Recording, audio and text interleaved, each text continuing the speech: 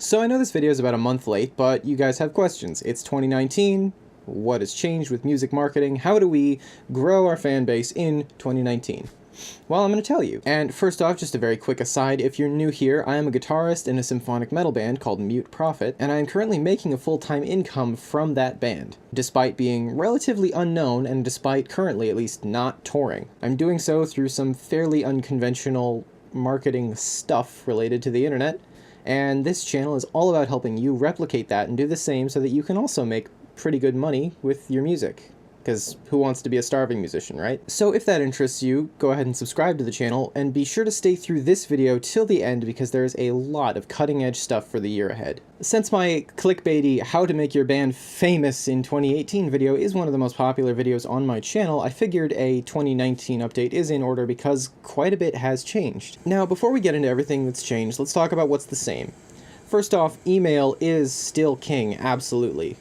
It is still way easier to get a return on your investment with advertising when your goal is an email list than it is anything else. And when it comes to building relationships with fans, if we're going with the Facebook ads strategy, we are paying out of pocket. So while you shouldn't be thinking in terms of, I'm gonna make this fan spend money with me, you have to make it worth their while to want to buy your music. You have to build a relationship where they enjoy the relationship so much that they want to support you and help you continue to do exactly what you're doing. And in terms of doing that, email is the best way. I know a lot of people last year in 2018, I think this has died down a little actually, but in 2018, everyone was super hyped about Facebook Messenger.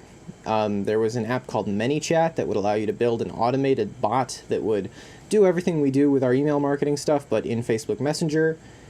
And there was this statistic that came out where the open rates are way higher on Facebook messages than they are in email. And of course they are. That shouldn't be a surprise, because when you pull out your phone and you see that you've gotten a message and you swipe up to unlock your phone, a lot of the time that registers as an open even if you don't even give a shit about what's in the message. Whereas an open of an email is still way more deliberate, and as a result, the click-through rates in email are still much higher than they are in ManyChat. ManyChat does have way higher open rates, but click-through is abysmal by comparison. I know everybody likes to say that email marketing is dead. It's not. It's not going anywhere for a long time. However, let's get into some other stuff here. YouTube is going to become way more relevant for musicians in the next year, maybe the next 2 years. I'm calling it right now. I am taking very aggressive action here with another YouTube channel that I'm building, and that channel currently only has about 300 subscribers. However, it has started to make sales on its own. And this is what's important, is it's a supplement to a Facebook advertising strategy. And what I mean by that is, so on this YouTube channel, the goal is to produce weekly content. This can be vlogs, this can be, hey, we're on tour, check out this behind the scenes stuff. This can be studio footage, that performs really well for me. It can indeed just be music videos of your own music, or ideally, covers of bands in your genre. So us as a symphonic metal band, we're obviously doing Nightwish. And this works because we have our own production setup right here behind me, and on this side here. We can afford to make professional quality recordings from home in a matter of hours, not days or weeks. And we don't have to spend hundreds or thousands or tens of thousands of dollars to get that sound, because I can do it myself. And I still say, I know I said this in the 2018 video, everyone needs to learn that. And if you can't, if you just simply have too much on your plate and you can't handle audio engineering, there is a program that I still recommend. It is still very relevant. It's called Easy Mix, EZ, the letters Mix, by the company Toontrack. And what this allows you to do is essentially use presets to get a good sounding mix, even if you yourself cannot get a good sounding mix. It's not the best thing in the world, but in terms of putting out content, which is what you need to be doing, if what's stopping you is a lack of being able to make your own music, this will save you so much time and so much money. Now I get it. YouTube channel, that's not sexy. Not anymore. Everyone thinks YouTube's completely oversaturated. It's not, and I'm gonna have help videos on this as well for musicians. YouTube for musicians is something I want to be focusing on in the next year. However, I know it's not like the stuff that you guys usually want to know about. You usually are asking me about Facebook ads, because that's kind of my thing, right? Well, good news there. It's not going anywhere. In fact, it is getting bigger and better, and oh my god, you guys, There are actually a lot of really incredible changes that they've been doing that are just so good. I'm not gonna have time to go into them in this video, but there's stuff to be optimistic about here. And not to get political, but at the time of making this video, there's some stuff going on in politics that are most likely going to change the general view from stockholders about Facebook in a positive direction. So yeah, well, that's something to look forward to as well. But yeah, so it is still the bulk of my income. It is still, I make an ad that goes out to people, that gets them on my email list where I can build a relationship with them and, you know, they consider me a friend. Actually, I have an analogy this time around that I didn't have last time. You know how when you go to a show and you see the band play and there's this energy and this feeling that you get of being in the crowd? Statistically, you are way more likely to buy merch at that show, usually after the show, than you would be at any other time. I think some people have said 15 times more likely. Well, the whole email marketing thing, right? What we're trying to do is take the psychological steps that happen at that show that make you feel so connected with this band and distill it down digitally and scalably over the course of a week instead of compressed into a couple hours at a show. And this is not meant to be a substitute for playing live. Absolutely not. It is a strong complement to it, and it is way more scalable, right? Because even if you are the best of the best, the ultimate touring band, you can play 365 days a year, you still are only able to play one show a night. Your income does cap out, and as you age into decades later, right, and we're seeing this now with 80s bands that would tour a lot, it starts to take a toll. And maybe you're like me, maybe you have a chronic health problem that prevents you from touring. Or, you know, at the very least you have to be way more careful not to go overboard pushing your body on tour because you could die if you overdo it, right? That happens to some of us. So what this allows you to do is still maintain income from your music without having to tour all across the world in order to do it. You can be at home in your basement like I'm doing and be making sales while you sleep. Yeah, Facebook ads aren't going anywhere. I have videos coming up that are going to explore some new stuff that I've been doing that I'm really, really happy with. Now, just a quick aside, for 2019 and beyond, I really do think a lot more musicians are going to be getting into this. And the reason for that is there's, you know, myself, my channel is growing every day, but obviously I'm still on the small end of things. All the other music marketing people out there are really aggressively pushing their brands. More musicians know about this than ever before, and this might be the last time to get in without a ton of competition. I would recommend that you jump on something now, just to make it a lot easier on yourself rather than having to figure all this out while everyone else already has it and everyone has a leg up on you. And so what I would do if you're looking is check out the Music Marketing Manifesto course. It is the thing that I used to start making income from my music, and I'm still using it to this day to make, call it 90% of my full-time income. If you're interested, I have an affiliate link in the descriptions, and I'll probably also have a pinned comment that does help my channel out and helps me to continue doing what I'm doing if you sign up with that link. There is also a no questions asked refund policy, so if you decide it's not for you, no problem. So that being said, we've talked about how you're gonna probably want to get in on YouTube, and you're probably gonna still want to learn Facebook ads and email marketing, okay? Well, so not a whole lot has changed there, right? Wrong. Some of the stuff that is changing is huge. Specifically, a big thing to look out for now, and I know I have advocated against this, and I want to make the disclaimer that I could be wrong here. It seems like streaming is finally going to become profitable for musicians. I'm testing putting both of my albums back up on Spotify as we speak. Actually, I'm waiting on DistroKid to email me back. But it seems like I've previously cautioned musicians to avoid streaming because there is a noticeable decline in your album sales when your album is available for free on Spotify, right? However, and, you know, someone would have to stream an album every day for a year to equate to the amount of money you would make from one $10 sale of that album in one day. So it's bad, right? It's hard when you have to pay from your own money for advertising. You need to be able to make some of that money back quicker rather than later. And streaming has historically not made that easy. However, listener psychology seems to have changed in the last 6 months. Also, streaming sites have started paying more quietly. This hasn't really made too many headlines yet. This is mostly internal testing from a number of independent musicians who have reported that, hey, wait a minute, I'm getting the same number of plays, but the money I'm making has increased. What's going on? And so streaming might be worth looking into now, for those of you who were on the fence about it. And in fact, I'm starting to get the sense that it's actually going to become crucial. And the reason I say that is, I've built up my audience so much over the last year, and I've noticed a consistent pattern. So I have a particular kind of offer that I make once the relationship is built.